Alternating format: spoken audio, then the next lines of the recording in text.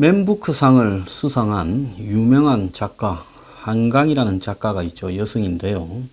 맨부크상은 노벨 문학상 다음으로 권위 있는 상이다. 세계 3대 문학상이다 해서 화제가 되었죠. 근데 이 사람이 뉴욕 타임즈에 인터뷰를 했는데요. 한국인의 심정을 담은 글을 기고했다라는데, 속 깊이 전쟁 트라우마를 안고 사는 한국인들, 북한이라는 존재의 복합성을 누구보다 잘 알기에 애써 태어난 한국인들 앞에서 전쟁 시나리오를 덜먹이는 게 어떤 의미인지 생각해보자라고 이야기를 했습니다. 뉴욕 타임즈에 미국이 전쟁을 언급할 때 한국은 몸서리 친다라는 제목의 글을 게재했는데요. 미국의 뉴욕 타임스 반 트럼프 성향을 표방하고 있는 세계적인 권위지죠. 미국에서 상당히 진보적이다 하는 리버럴리스트의 이 대표적인 신문입니다. 자, 이 신문이 왜 한강하고 인터뷰를 해서 이런 글을 내보냈을까요? 이 사람들은 트럼프가 하고 있는 미치광이 전략, 북한에 대한 트럼프의 등에 대해서 매우 못마땅하게 생각하는 언론입니다. 자, 이 한강은 한반도 긴장이 고조되자 전쟁 우려 때문에 은행에서 돈 뭉치를 찾아오다가 잃어버려서 피해를 본 노인의 사건을 시작으로 이렇게 글을 썼습니다. 이 기고문입니다. 인터뷰가 아니고. 1950년 한국 전쟁이 일어난 이후부터 전쟁은 그 노인에게는 청소년기부터 겪어온 이런 트라우마였다. 평범한 중산층으로 살아온 그 사람이 돈을 찾으러 은행에 갈 때 어떤 느낌인지를 생각해봐라 하면서 공포, 불안, 무기력, 초조 등의 일상적이지 않은 감정 상태를 열거하고요. 자기는 그 노인과 달리 한국 전쟁을 겪지 않았지만은 전쟁 후 철저히 단절된 남북한의 실태와 그에 따른 한국인들의 인식이라면서 여러 소개를 했는데요. 전후 세대에게는 북한이라고 알려진 나라는 때로 모종의 비현실적인 존재로 느껴진다. 물론 남한 사람들은 평양이 서울에서 차로 2시간이고 전쟁이 끝나지 않은 휴전 중이라는 걸 안다. 북한을 환상이나 신기루로 보지 않지만은 비무장지대 때문에 반도가 아닌 섬에 사는 것 같다라는 느낌도 받는다. 그러면서 한반도의 위기가 고조되고 있음에도 태연한 듯 일상을 살아가는 한국인들을 향한 외국인의 시선에 대해서도요. 이런 고요함이 한국인들이 정말 무관심하다는 것을 보여주는 것일까? 모두가 전쟁의 공포를 진실로 초월해서 그런 것 같지 않겠냐라고 물음을 던지면서 절대 그렇지 않다라고 자기가 답을 했습니다. 수십 년간 쌓인 긴장과 전율이 한국인들의 깊숙한 내면에 숨어 단조로운 대화에서도 갑자기 불쑥불쑥 모습을 드러낸다. 그러면서 자기는 매일 오는 뉴스에 따라 최근 몇 달 동안 한국인들의 이런 긴장이 초조한 내면에서 고조되는 것을 목격했다라고 이야기를 하고 자택이나 직장에 가까운 방공호 위치를 확인하거나 명절 선물로 서바이벌 배낭을 이렇게 준비하는 한국 풍경을 소개했다고 합니다.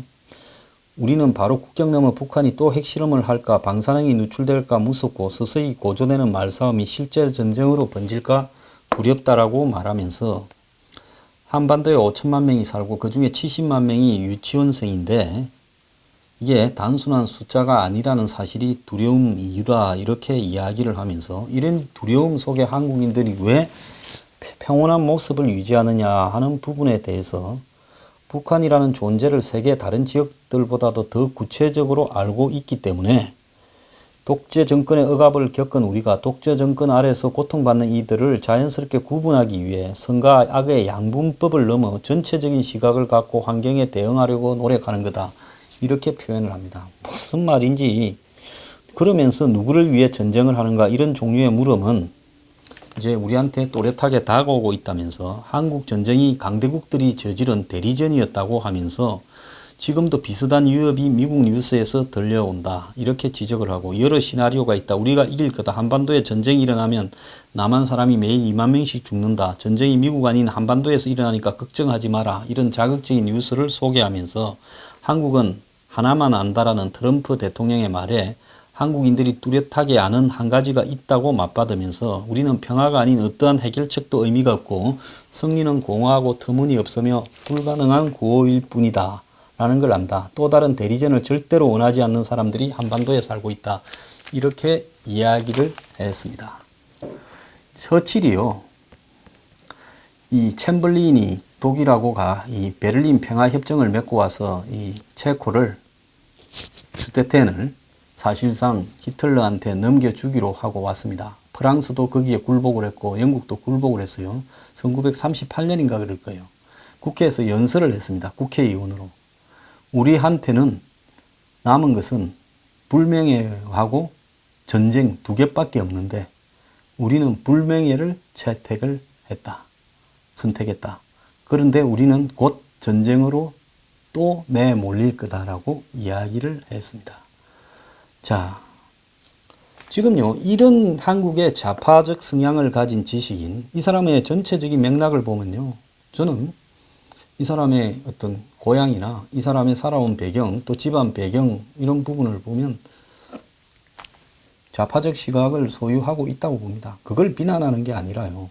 이것이 마치 한국인의 대표적인 어떤 생각인 것처럼 자신이 유명 소설가라서 인기가 있으면 있는 거지, 외국의 유명 언론에 대고 객관적인 내용인 양 소개하는 것이 너무나 저는 역겹다고 생각을 합니다.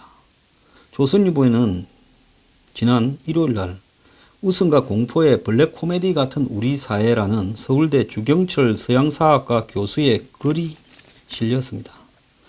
핵으로 그야말로 민족 멸망의 위기인데 우리 정치권이 몰두하는 것은 전 대통령, 전 대통령 과거사 시비고 국민들은 먹방에 열광을 하고 있다는 거죠. TV만 틀면 먹방이 나옵니다. 그것뿐만 아닙니다. 이번 추석 연휴에 해외여행에 더 나아가서 또 긴 연휴에 해외여행을 못 간 사람들은 국내 여행에 몰두를 했습니다. 정말로 우리가 전쟁의 깊은 트라우마를 안고 살고 있습니까? 정말로 우리가 집집마다 배낭을, 제 주변에 전쟁 배낭을 샀거나 추석 선물로 보냈다는 사람 하나도 못 봤고요. 그냥 에피소드처럼 일개 신문에 잠깐 소개된 내용일 건데 그걸 마치 한국인의 전쟁에 대한 깊은 트라우마처럼 이야기하는 것도 잘못된 거고요. 솔직히 전후 세대들은, 한국전 이후 세대들은 전쟁의 위협을 인식을 못하고 있죠. 그리고 맹목적으로 지금 평화를 이야기하고 전쟁 반대를 이야기하는 사람의 논리에 속아서 전쟁은 절대로 안 일어난다라는 맹목적 자기 확신에서 두려움조차도 없지요. 두려움이 있으면 이 정권의 지지도가 60%가 넘게 나오겠습니까? 두려움이 없으니까 그렇게 나오죠. 트라우마가 있다면 절대로 나올 수 없는 지지율입니다. 자, 그렇기 때문에 이런 부분에 대해서 한국인들이 굉장히 이중적이고 위선적이고 한마디로 아주 야같다라는 겁니다.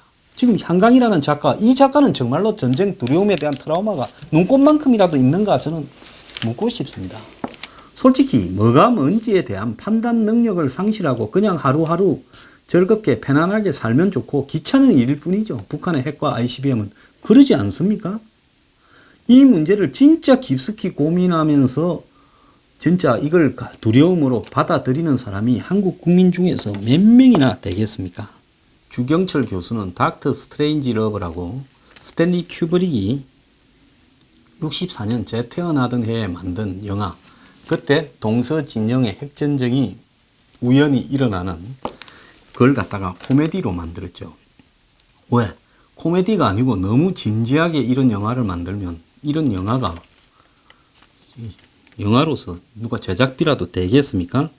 그래서 코미디, 블랙 코미디처럼 이 영화를 만들어서 그때는 또라이 취급을 받았는데 세월이 많이 흘러서 이 영화는 닥터 스트레인지 러브라는 영화는 그야말로 세계 영화의 희대의 걸작으로 취급받고 있는 상황이 되었습니다. 자, 지금 우리 주변에서 한국 사람을 빼놓고는 다 심각한데요. 일본에서 지금 대피 훈련을 하고 괌에서 대피 훈련을 하고 또 이 한국에 와 있는 외국계 회사들은 자국 직원들을 어떻게 철수시킬 건가? 또 오기로 했던 사람은 출장을 연기하고 있고 신용평가 등급이 내려갈 건가 하고 있고 자본이 빠지고 있고 이런 상황에서 우리 국민들은 평온합니다. 왜 평온하냐?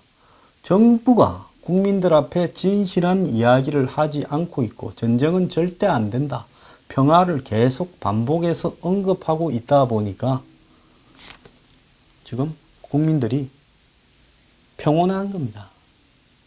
그리고 지난 수십 년간 전쟁을 겪지 않았고 사소한 도발이 있다 하더라도 금방 해결되었으니까 이번에도 그렇겠지 하면서 만성이 되어 있습니다. 이게 말입니다. 거짓말 양치기 소년이 처음에 거짓말을 하면 충격적이었겠죠. 자꾸 거짓말을 하면 그냥 자연스럽게 받아들이는 것과 똑같은 이치에 지금 빠져 있는 겁니다. 그래서 이러다가 이제 무슨 일이 일어난다 하더라도 다들 치러야 될 대가로 받아들이겠죠. 월남이 한번 봅시다.